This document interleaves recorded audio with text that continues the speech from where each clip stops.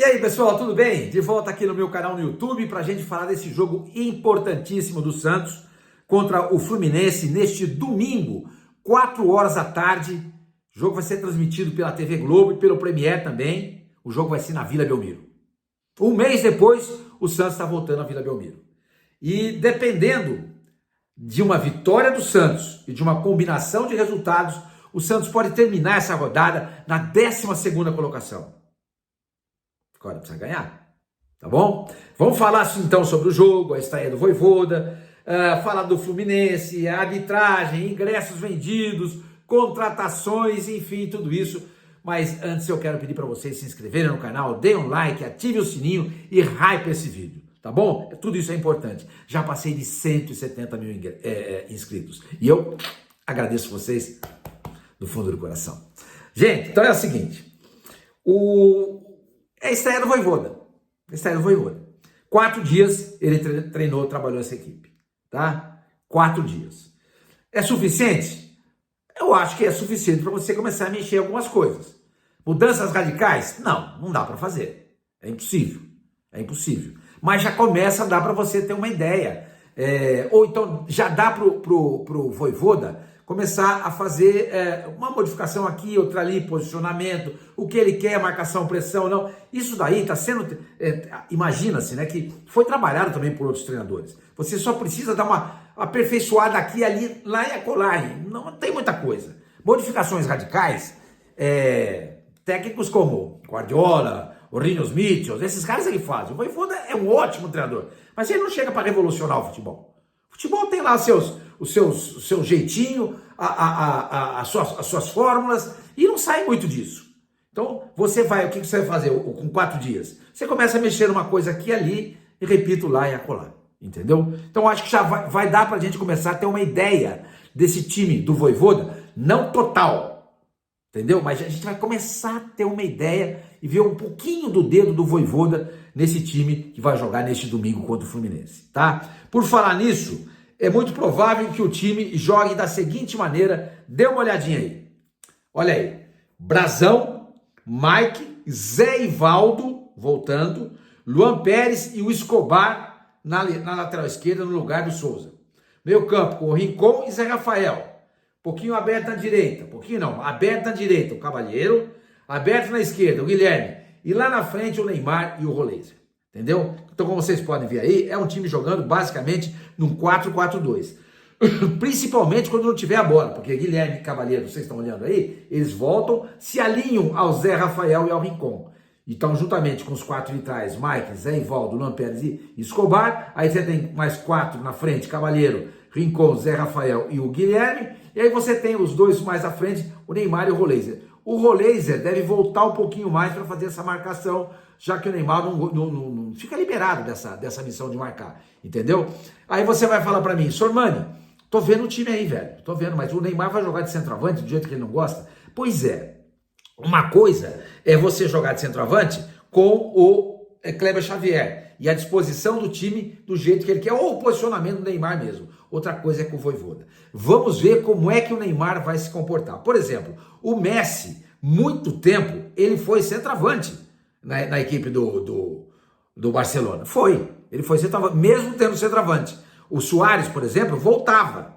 Ele voltava e o Messi ficava lá na frente. Entendeu? Então ele jogava também de centroavante. Se vocês derem uma lida no livro do Guardiola, acho que é o primeiro livro dele chamado Revolução, eu tenho ele aqui, deixa eu ver se eu acho aqui. Guardiola, a evolução não é a evolução, não. Eu não lembro, tá perdido aqui na minha biblioteca, mas ele vai falar muito desse posicionamento ele fala, né, muito desse posicionamento do Messi de centroavante. Então, quer dizer, isso pode acontecer também, vamos ver, vamos dar uma olhada. O fato é que o Vojvoda tirou do time o Tiquinho, não colocou o David Washington. Infelizmente, o Luca Meireles foi embora, tá jogando lá no Shakhtar, da Ucrânia. Então ele faz essa modificação, ele tira o centroavante. Não que ele não goste de ter um centroavante, porque na época dele, lá no Fortaleza, ele tinha centroavante. Porque tinha no centroavante dele. Ele tinha centroavante. Mas nesse elenco do Santos, pelo que num primeiro momento a gente apurou como escalação, não vai ter o Tiquinho e nem o David Washington. Quer dizer, gente, essa escalação que eu mostrei para vocês, dá uma olhadinha de novo aí. Aí, vocês estão vendo? Essa escalação não é oficial. Isso aí, eu suponho que seja desse jeito, com base no que eu apurei. Brazão, Mike, Saivaldo, Lampérez, Escobar, Rincon, Zé Rafael, Cavalheiro e Guilherme, lá na frente, Rolês e Neymar. Entendeu? Eu acho que vai ser assim, pelo que, repito, eu apurei. Sem o centroavante. E com o Escobar no lugar do Souza. E com o Zé Ivaldo na zaga central. Então, a volta do Zé Ivaldo faz todo sentido, gente. Ele é jogador do Santos. Tá lá. Ah, senhor Mano, mas vai ter que pagar aí $1 milhão pro Cruzeiro se ele atingir o número X. Não vai atingir nesse jogo. Não vai atingir. Mas nesse jogo o Santos precisa dele. Com o Luizão não dá. O Gil, infelizmente, tá machucado. Tá veterano. E o Bastos segue machucado, ou se já tiver liberado, machucado ele não tá fazendo transição. Ou se tiver liberado, vai ficar no banco, tá completamente sem ritmo de jogo. Então é preciso contar nesse jogo o Zé Ivaldo. É o que tem. O que vem pela frente, vamos falar sobre contratação daqui a pouco. Aí talvez não venha precisar mais do Zé Ivaldo, mas nesse momento precisa. Na lateral esquerda, o Escobar, eu já cansei de falar para vocês aqui, é muito mais marcador do que o Souza. E ele não apoia tão mal como as pessoas falam. Ao contrário, para mim, ele apoia bem. Ele apoia bem. Tanto que ele, muitas vezes, ele perde gol. Por quê? Porque ele está lá dentro da área. Porque ele está lá dentro da área do adversário. Então, eu acho que essa modificação do Escobar também faz todo sentido. E lá na frente, aquilo que eu falei para vocês agora há pouco. Tiquinho e David Washington não estão jogando. Então, gente, não faz sentido você ficar insistindo com um desses centroavantes. Agora, você tem o Guilherme ali também. De repente, ele pode colocar o Guilherme. Ele pode abrir o Rolês, ficar Cavalheiro, Neymar e Rolês, Cavalheiro, Guilherme e Rolês, o Neymar mais centralizado. Ele pode fazer isso também. Pode fazer. Isso é uma coisa que pode acontecer no jogo também. Mas, vamos ver. Amanhã a gente vai ter uma ideia, lógico, quando começar o jogo. Repito, 4 horas da tarde, transmissão ao vivo pela TV Globo e também pelos canais Premiere, tá? Que é o pay-per-view e é pago. O Globo é na faixa, tá bom? Gente, vamos agora dar uma olhadinha nas notícias do Fluminense. O meu amigo Zé Ilan, com quem eu trabalhei 7 anos na Fox, grande personagem, grande jornalista, ele que tem um canal no YouTube muito bom sobre o Fluminense, você que gosta aí do Tricolor Carioca, se você não conhece, procura. Zé Ilan é fera, gente. Ele vai trazer informações aí do Fluminense. Vamos lá, Zé, fala pra gente. Meu amigo Sormani, grande abraço, prazer estar com você aqui no teu canal para falar desse Fluminense que chega meio irregular contra o Santos, ficou 8 jogos sem perder e agora vem de 2 derrotas consecutivas. Uma para o Bragantino, 4-2 em Bragança, um jogo em que o Fluminense alternou bons e maus momentos, mas dormiu no começo do primeiro tempo e no começo do segundo. Com 3 minutos de jogo estava 2-0 Bragantino, e aí ficou difícil correr atrás, acabou perdendo por 4-2. E agora perdeu para o Bahia na Copa do Brasil, 1-0, num jogo que o Fluminense até foi melhor do que o time baiano, jogo de ida das quartas de final, mas levou gol no fim. Acabou sendo um castigo para a falta de ousadia do Renato, com um time superior ao time local, mas ele não teve coragem de botar jogadores decisivos para tentar de fato vencer. Parecia estar satisfeito com o empate e acabou perdendo o jogo. Para esse jogo contra o Santos, o Fluminense vem com pelo menos obrigatórias 3 alterações em relação ao time que começou contra o Bahia. Porque o Samuel Xavier se machucou cedo no jogo lá na Fonte Nova, vai ficar fora em torno de 1 mês e meio do Fluminense. Então há 2 possibilidades. Ele pode começar com o menino Júlio Fidelis, da base, muito bom, tá? Jogou contra o outro Bahia, né, no Campeonato Brasileiro recentemente e foi destaque do Fluminense. Pode começar jogando na lateral direita. Se não for ele, deve ser o Guga, que é o substituto natural do Samuel, mas que não vem bem o Guga. Inclusive foi culpado nas 2 últimas derrotas. E ele vai ter mais 2 alterações obrigatórias. Nonato não pode jogar, porque está emprestado pelo Santos, está em contrato, e ali tem 3 possibilidades no meio. Ou Lúcio Acosta, argentino muito habilidoso, que já começou o jogo contra o Bragantino e foi bem, fez gol inclusive, mesmo na derrota. Lúcio Acosta, acho que para mim é ligeiramente favorito a ser titular, mas junto com ele, outras 2 possibilidades. Paulo Henrique Ganso, sim, Ganso de novo na Vila, ou Lima, que com certeza não é nem de longe o preferido dos torcedores, mas o Renato volta e meia escala o Lima. Então, ou Lúcio Acosta, ou Ganso, ou Lima, um desses 3 vai começar ali como, digamos, armador, com mais 2 volantes que devem ser Hércules e Martinelli. E na frente, uma terceira alteração obrigatória. Canóbio está suspenso. E no lugar do Canóbio, eu acho que o favorito é o Soteldo. Soteldo que você adora. Você morreu de rir. Pois é, acho que o Soteldo é o favorito. Não sei se será ele o titular, porque o Renato não é de deixar escapar nenhuma pista antes, mas o Soteldo é xodó do Renato. Foi ele que pediu para trazer o cara pro Fluminense. Foi o Soteldo que entrou no jogo contra o Bahia agora, em que o Fluminense perdeu. Não está indo bem, por enquanto, o Soteldo no tricolor não, viu, o Sormani? Mas eu acho que é favorito para começar essa partida. O Fluminense chega bastante oscilante, não é um time constante, é irregular, mas curiosamente tem feito seus melhores jogos, suas melhores atuações, ainda que venha de 2 derrotas fora de casa, mas as suas melhores atuações têm sido exatamente como visitante. Vamos aguardar. Eu acho o jogo sem prognóstico, sem previsão, sem favorito. E você, hein? Beijo, Fábio. Obrigado. Valeu, Zé. Você é demais, cara. Obrigado, meu companheiro. Então tá aí, gente. Vocês estão vendo, né?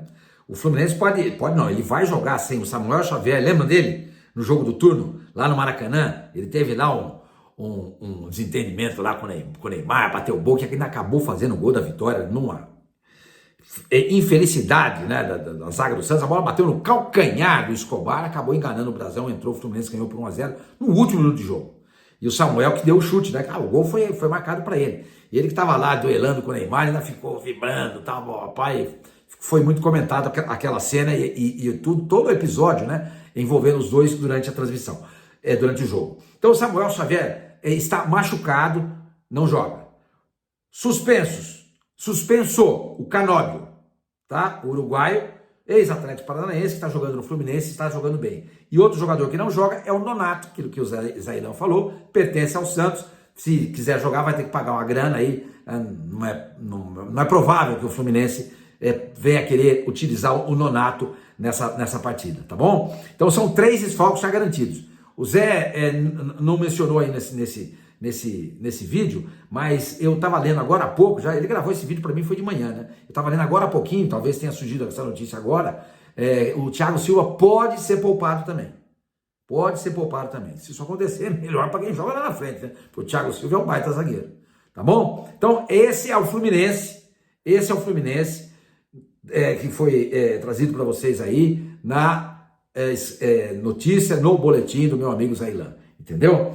Gente, é o seguinte, quem vai apitar o jogo? O Wilton Pereira Sampaio. Você não gosta?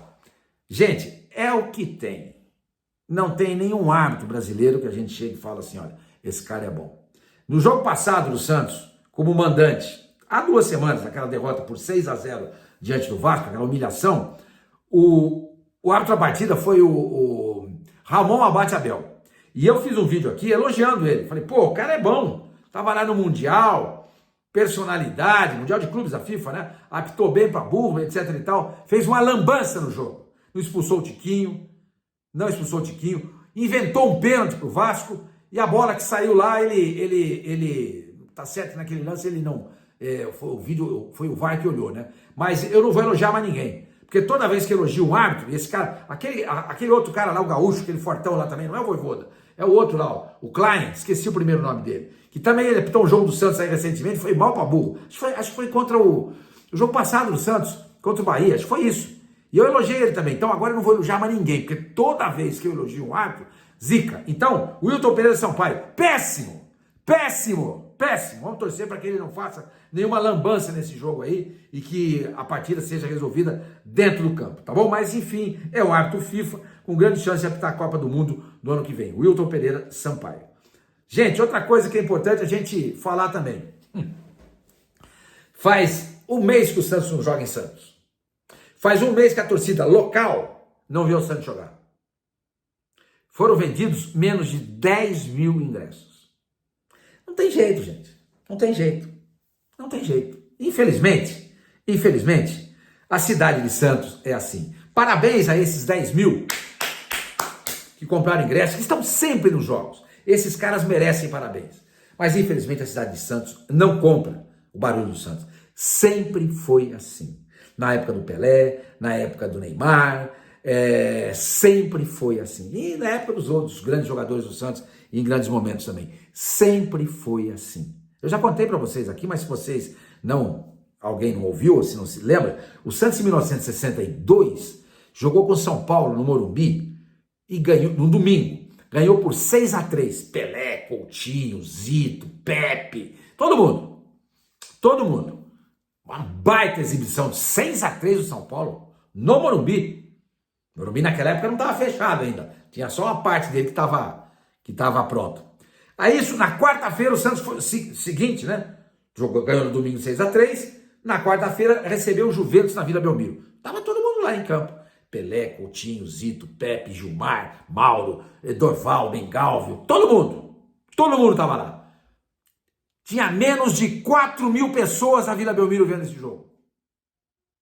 Então, gente, quando a gente fala que o Santos tem que construir um estádio fora de Santos, o cara que mora em Santos fica chateado, mas, gente, é a realidade. Vocês acham que tem cabimento num jogo desse contra o Fluminense? O Santos precisando ganhar. Ah, senhor Mano, mas o Santos tá mal, vem de 2 derrotas seguidas. Eu sei, gente. Para tudo tem explicação. Para não ir no campo. Sem explicação. Ah, amanhã é domingo, 4 horas da tarde, vai começar o mês de setembro. Na segunda-feira, então eu não vou no jogo. Sempre você vai encontrar alguma coisa. Pô, mas gente, é o Santos, é o time do nosso coração. Pô, é o time que nós temos que ajudar. Temos que ir lá para arquibancada. Temos que ir lá para arquibancada. Ajudar, fazer força, empurrar o time, pressionar o Fluminense, pressionar a arbitragem. Menos de 10.000 ingressos vendidos, gente. Não tem cabimento, gente. Não tem cabimento. E outra coisa, aquilo que eu falei para vocês no começo desse vídeo. Se o Santos vencer, dependendo de uma combinação de resultados, o Santos pode acabar na 12ª colocação. E qual é essa combinação de resultados? Por exemplo, são 3 jogos. O Internacional vai jogar em casa contra o Fortaleza. Se ele perder o jogo, o Santos ganhar, ele iguala, mas o Santos passa no número de vitórias. 7-6. É possível? Ué. Claro que é. Senhor Mani, mas é o Fortaleza do Renato Paiva. Eu sei, o Renato Paiva é horrível. Mas o Internacional também não tá grande coisa. Pode acontecer, ué. Bom, não. Aí outra coisa. O Atlético Mineiro vai jogar fora com Vitória. E se ele perder, acontece a mesma coisa. O Santos iguala em número de pontos em caso de vitória, mas fica com uma vitória a mais. 7-6, como aconteceu no caso do Internacional. E finalmente, o Grêmio vai jogar fora de casa contra o Flamengo no Maracanã. Se ele perder, a mesma coisa. Iguala em pontos, perde no número de vitórias. E esse é o jogo mais provável do resultado ser favorável ao Santos. Agora, o Santos tem que fazer o papel dele. A torcida tem que ir para o campo, tem que ajudar. Se isso não acontecer, fica difícil. E a torcida precisa ajudar, não só no ponto de vista ali no campo torcer, financeiramente. Pô, o Santos arrecadou um baita dinheiro contra o Vasco, jogando em São Paulo. Gente, contra o Juventude também. Contra o Juventude, quase 40.000 pessoas. Contra o Vasco da Gama, quase 55.000 pessoas. Agora a gente tem menos de 10.000 ingressos vendidos. Tem dó, pô. Tenha santa paciência. Isso desanima, viu? Desanima mesmo. Pessoal, outra coisa que eu ia falar com vocês, para a gente relembrar, né? O Santos já contratou o Adonis Frias, que é o zagueiro argentino, que jogava no Leão do México. Tá certo? Fez os exames médicos nesse sábado. Contratou também o Vitor Hugo, que é um todo-campista do Flamengo. Vem para jogar ali ao lado do Rincon, Zé Rafael, ou de volante, ou de segundo volante. Tá lá, foi contratado. O moleque tem 22 anos. 22 anos. Então, é uma promessa, é uma cria lá do ninho do Flamengo, que não joga porque não tem espaço, porque o elenco do Flamengo é fabuloso. Vocês sabem disso. O moleque é bom de bola, tá? Hoje, eu tava dando uma olhada, o Santos ainda pretende contratar mais um zagueiro e um atacante. Vocês estão vendo que nem o Tiquinho, nem o David Washington estão jogando. Nenhum nem outro tá jogando. Entendeu? Então, o Santos corre atrás de um atacante, de mais um zagueiro e um atacante. O Santos corre atrás de um zagueiro, esse zagueiro é o Zaire Romero, um argentino, 1,96 m, se eu não estou enganado, de altura, e que joga no Bruges da Bélgica. Tá? Ele não é titular lá. Foram 7 rodadas até agora, nessa temporada de 2025, e lá para eles é 2025, 2026, e ele foi titular em apenas 2 jogos. Aliás, um. Em 2 jogos, ele saiu do banco Isso, em 2 jogos. Peraí, deixa eu ver se. Eu acho que eu anotei aqui. Pera, deixa eu ver aqui, gente. Tá aqui, ó. Tá aqui. Aqui. Vamos ver aqui. Ó. Dos 7 jogos do Bruges na temporada, ele foi titular em apenas 1. Em 2, ele não saiu do banco. E nos outros 3, ele entrou apenas nos acréscimos. 45, quando o cara bota em campo para segurar o jogo. Então, repito, foram 7 jogos do Zaire Romero nessa temporada com o Bruges, tá? Foi titular em um jogo só. Em 2, ele nem sequer saiu do banco. E nos outros 3, ele jogou apenas os acréscimos. Somando, mas eu estou somando aí, deu 6. 3 de 2, 5, 5 6. Pois é, teve um jogo que nem relacionado ele foi. E eu olhei lá hoje, pelo que eu apurei, não, tá no site do Bruges, para o jogo de amanhã contra o Genk, ele não foi relacionado. O que significa isso? Opção no técnico? Pode ser, porque já aconteceu isso. Ou será que ele vai pegar o avião hoje à noite, de sábado, para chegar domingo de manhã no Brasil e já fazer os exames médicos com o Santos acertando com ele? Pode ser. Porque o Adonis Frias é um jogador que joga pelo lado direito, é destro. Joga pelo lado esquerdo também, mas a preferência dele é o lado direito. E o Zaire Romero é canhoto, joga pelo lado esquerdo. Então o Santos precisa de 2 zagueiros. Precisa. Tomara que isso, por exemplo, venha a inflamar o Luan Pérez. Venha ajudar. Tem muita gente que gosta do Luan Pérez. Sim, eu também gosto dele, mas ele não está rendendo o que ele rendia. E o atacante, eu confesso a vocês que eu não sei quem é. O que eu sei é que a janela de inscrição ela vai ser fechada na próxima terça-feira. Ou seja, o Santos pode inscrever o jogador até as 23 horas e 59 minutos da segunda-feira. Entendeu? Então, gente, é isso. Tá feito aí esse pré-jogo de Santos e Fluminense, estreia do Vojvoda. Tomara que os ingressos sejam esgotados e que o Santos venha a ter o apoio do seu torcedor na arquibancada. Precisa ganhar. Vem de 2 derrotas seguidas e uma goleada vergonhosa diante do Vasco. Precisa ganhar. Não é fácil. O Fluminense é um time que joga junto há algum tempo. Perdeu alguns jogadores importantes, entre eles o Arias, ou o Arias, né? Que é o jogador mais importante. Não vai ter também o Nonato, não vai ter o Samuel Xavier, o Canóbio, pode não jogar também com o Thiago Silva. De qualquer maneira, é um time mais arrumado hoje do que o Santos, já que o Santos está estreando o seu treinador. Tá bom, gente? É o seguinte, se tiver uma novidade, o Santos contratou lá o Romero, o Santos contratou o centroavante, eu volto aqui antes e faço um vídeo para vocês. Caso contrário, depois do jogo, tem vídeo aqui no meu canal. Combinado? Até lá então.